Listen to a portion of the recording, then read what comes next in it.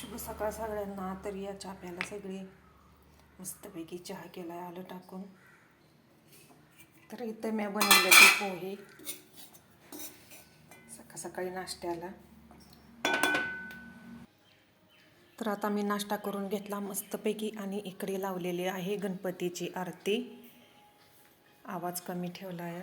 मस्तपैकी सकाळची खूपच छान अशी आरती लावलेली आहे.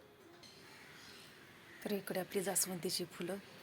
सूर्य पण आता उगवून आला आहे मस्तपैकी. घराच्या भोवताली सगळ्या तुळशीच आहेत त्या. जिकडं बघल तिकडं तुळशीच आहेत त्या बघा. मस्तपैकी तुळशी उगवल्या त्या. कसली फुलं दिसते ती मस्तपैकी. तरी कशाचं फुल आहे मला माहिती नाही पण खूप छान आहे. मस्तपैकी झेंडूचं फूल